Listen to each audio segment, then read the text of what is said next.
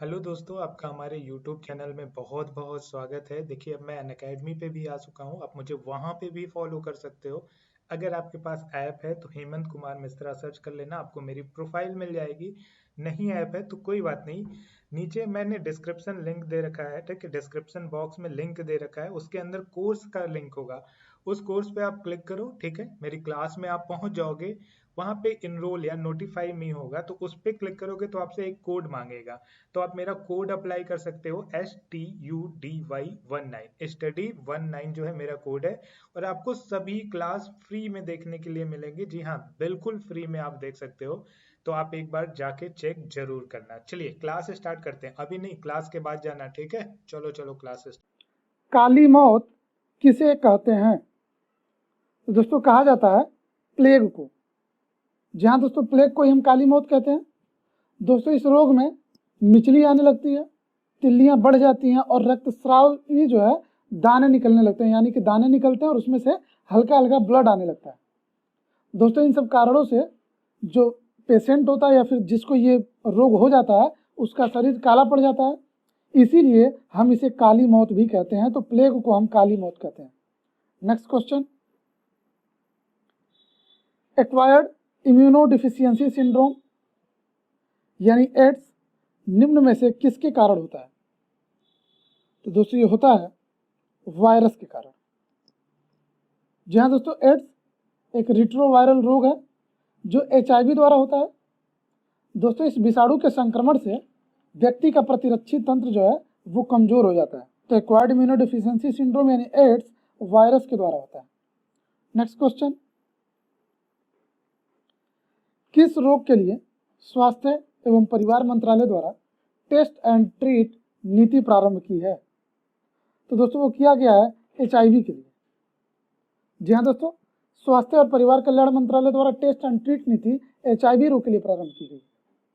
दोस्तों इसके तहत यदि किसी व्यक्ति में जांच के दौरान HIV पाया जाता है तो उसे तुरंत एंटी रेट्रोवायरल थेरेपी की सुविधा उपलब्ध कराई जाती है, यानी इसका तुरंत जो है उपचार किया जाता है।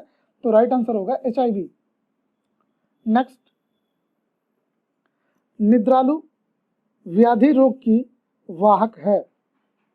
दोस्तों वो होती है सीसी मक्खी, यानी नींद के लिए उत्तरदायी वो मक्खी है हमारी सीसी मक्खी। दोस्तों यह ट्राइपैनोसोमा ब्रुसेई प्रजाति के प्रोटोजोआ के कारण होता है और इसकी वाहक जो होती है वो सीसी मक्खी होती है। तो राइट आंसर होगा सीसी मक्खी। नेक्स्ट, कालाजार किससे संचारित होता है? दोस्तों कालाजार संचारित होता है सिकता मक्खी के द्वारा।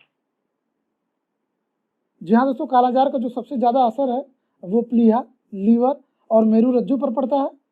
और ये किसके द्वारा संचारित होता है? तो हो जाएगा सिकता मक्खी। नेक्स्ट, दांत की बीमारी निम्नलिखित में से किस प्रकार की होती है? दोस्तों ये होती है फंगल, यानी दांत की बीमारी कवक से होती है। और दोस्तों ये जो दाद है ये ट्राइकोफाइटान तथा माइक्रोस्पोरम नामक कवक से होता है। तो यह फंगल बीमारी है और किसके द्वारा होता है? तो ट्राइकोफाइटन तथा माइक्रोस्पोरम नामक कवक से। नेक्स्ट, किस रोग का पूरी तरह उन्मूलन कर दिया गया है? तो दोस्तों रोग है हमारा चेचक, यानी स्मॉल पॉक्स। दोस्तों इसका वैश्विक स्तर पर उन्मूलन कर दिया गया है। दोस्तों इसे विश्व स्वास्थ्य संगठन यानी WHO द्वारा 1979 में प्रमाणित किया गया, 1979 में। तो राइट आंसर क्या होगा हमारा? चेचक। नेक्स्ट,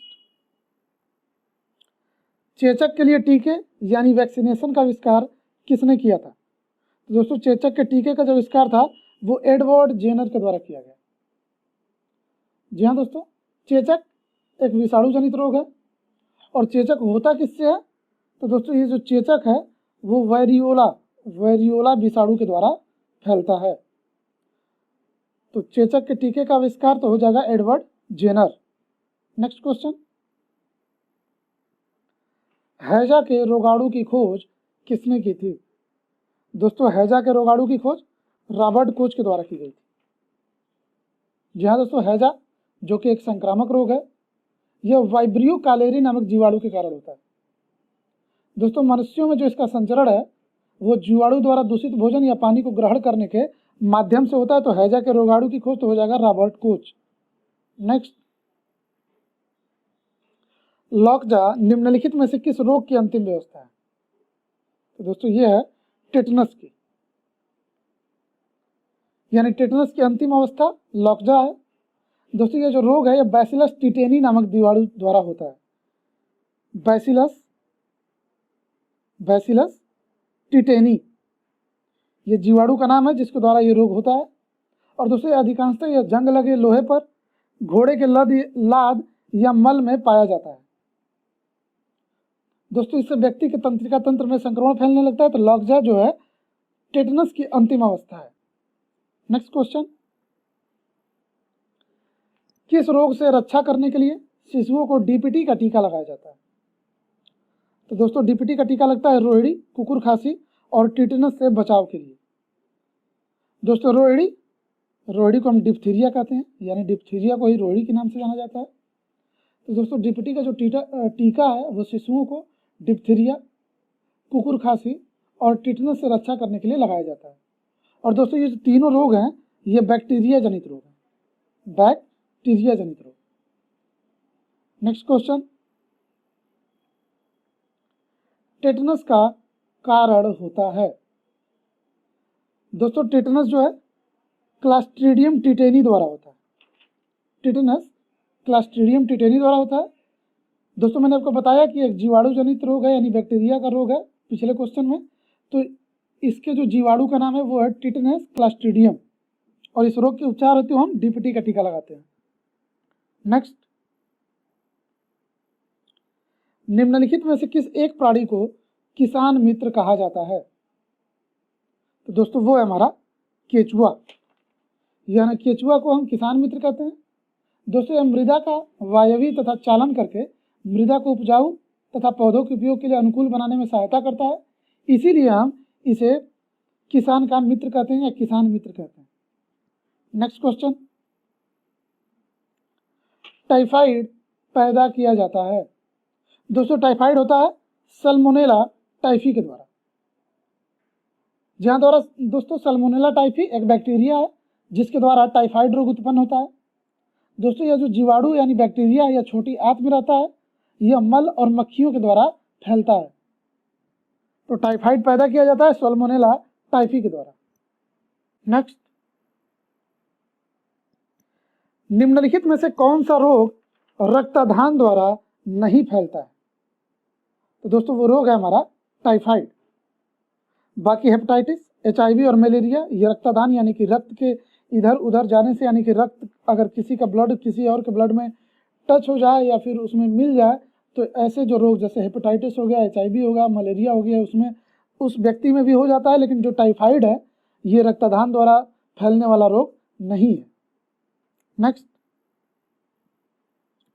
पीलिया रोग किसके संक्रमण से होता है? दोस्तों पीलिया होता है यकृत के संक्रमण से, यानी पीलिया वायरस जनित यकृत का रोग है। दोस्तों पीलिया रोग में ब्लड में बिलिरुबिन की मात्रा बढ़ जाती है, जिसकी वजह से त्वचा का रंग जो होता है वो पीला पड़ जाता है। हमारा जो मूत्र है वो भी पीला हरा सा हो जाता है। और दोस्तों अगर समय पर रोगी के इलाज ना किया जाए फिर तो रोगी की मृत्यु भी हो सकती है। तो पीलिया रोग किसके संक्रमण से होता है? तो यकृत के। नेक्स्ट, निम्न में से कौन सा रोग नाइट्रेट संदूषित भोजन तथा जल के उपभोग द्वारा होता है? दोस्तों वो है हमारा ब्लू बेबी सिंड्रोम। यदि भोजन तथा जल में नाइट्रेट की मात्रा अधिक हो जाती है तो वह शरीर के लिए हानिकारक होता है। दोस्तों विशेष करके बच्चों में यह जानलेवा हो जाता है। यह हीमोग्लोबिन के साथ क्रिया करके मेथोग्लोबिन बनाता है जो ऑक्सीजन संवहन को रोक देता है। दोस्तों इसे ही हम ब्लू बेबी सिंड्रोम कहते हैं। तो कौन सा रोग नाइट्रेट संदूषित भोजन जल के उपभोग द्वारा होता है? तो हो जाएगा ब्लू बेबी सिंड्रोम। नेक्स्ट,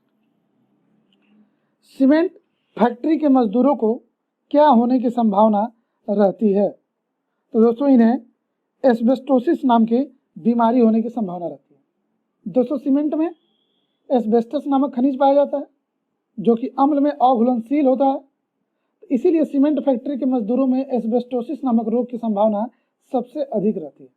और दोस्तों इस रोग का कोई इलाज भी नहीं है, एस्बेस्टोसिस। नेक्स्ट,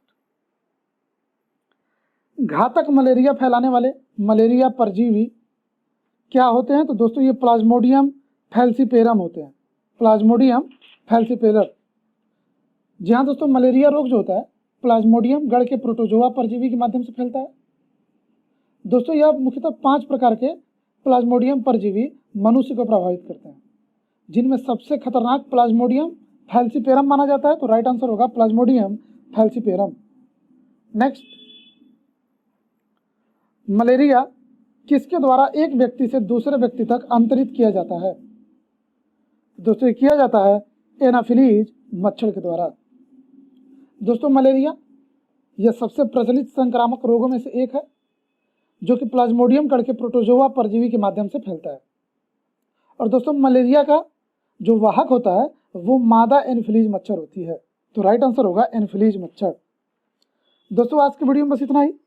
उम्मीद है आपको आज की वीडियो पसंद आई होगी। अगर आपको वीडियो पसंद आई हो तो उसे लाइक, कमेंट और शेयर जरूर करें। और अगर अभी तक आपने हमारे चैनल को सब्सक्राइब नहीं किया है या फिर आप हमारे चैनल पे पहली बार विजिट कर रहे हैं तो दोस्तों चैनल को सब्सक्राइब जरूर कर लें, ताकि आने वाले नए नए वीडियोज़ के नोटिफिकेशंस आपको मिलते रहें। वीडियो देखने के लिए धन्यवाद। जय हिंद।